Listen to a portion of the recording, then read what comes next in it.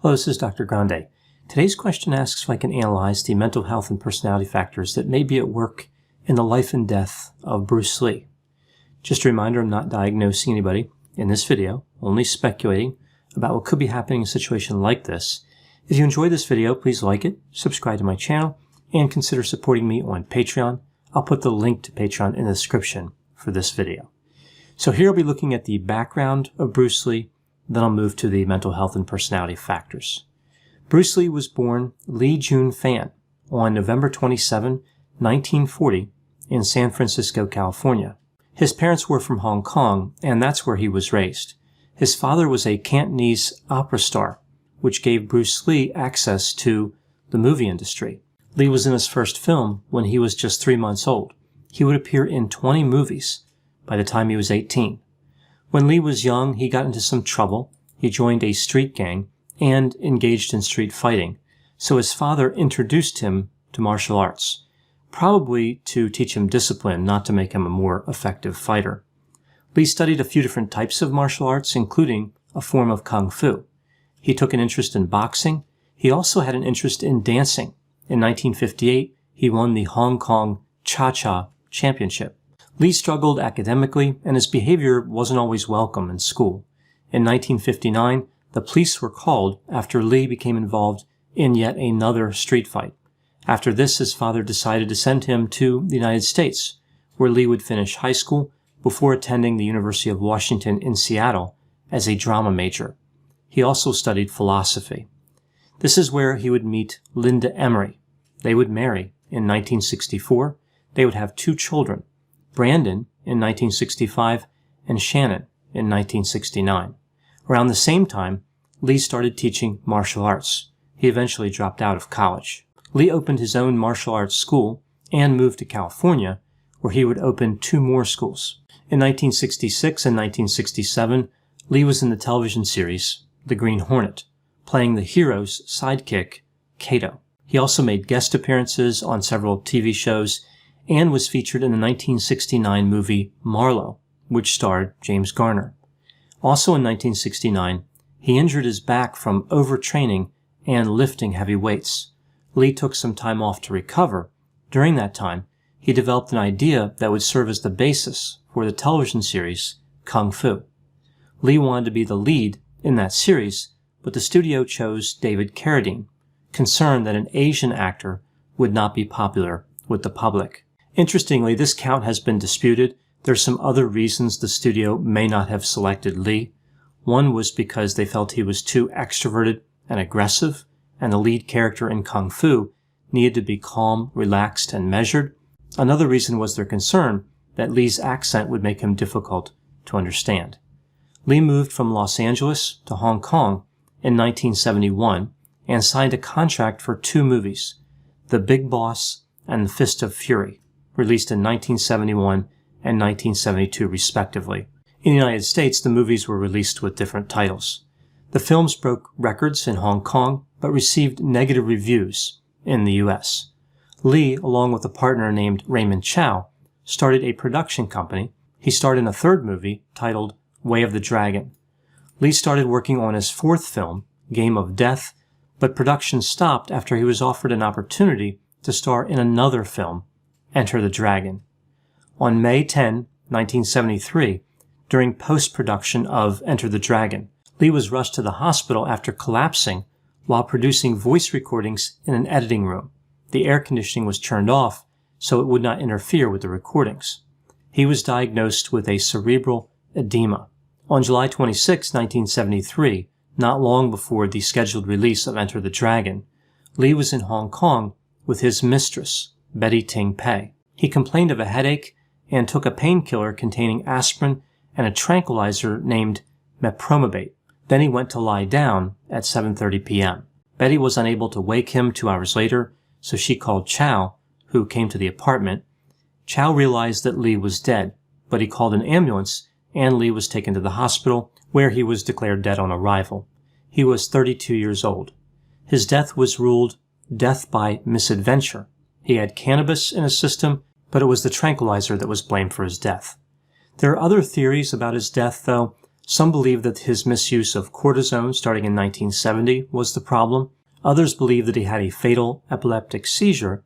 And still we see another theory about heat stroke. This theory says that hyperthermia exacerbated the cerebral edema. It had been reported that Lee had the sweat glands under his arms removed in late 1972, which would have limited his ability to dissipate heat.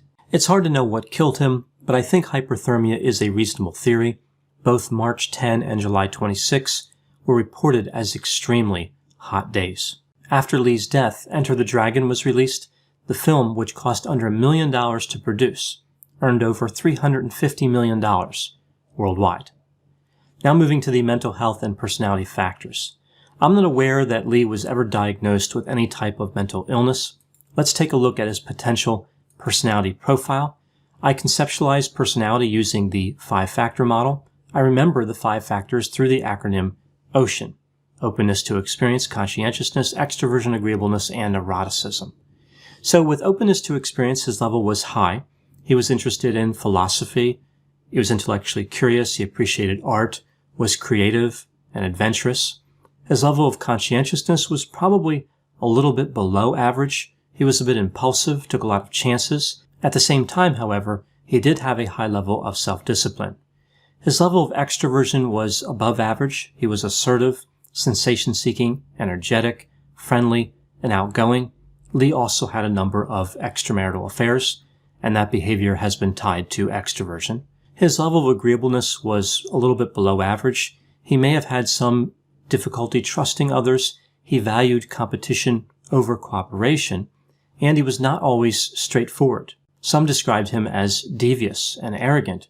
Interestingly, others described him as generous. So we see both high and low facets with agreeableness, but again, I'd say overall a little bit below average. With neuroticism, we see a split across the facets. He was described as emotionally reactive, but I'm not aware he was ever described as depressed, anxious, or angry.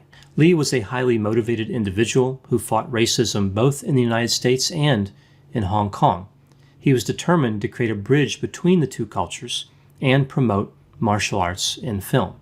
Lee pushed himself physically and mentally in everything he did. He didn't recognize himself as having limits. When his back was injured in 1969, he was told he would never practice martial arts again and would probably have trouble with his gait. But Bruce Lee refused to be limited by the reality of his circumstances and resumed exerting himself as soon as he could. He must have had a fairly high tolerance for pain, which is common among professional fighters. If he did die as a result of hyperthermia leading to cerebral edema, this would be a good example of how he couldn't see his own limits. In May 1973, when he was in that editing room, clearly he must have been extremely hot and probably not feeling well, yet he did not stop working until he collapsed.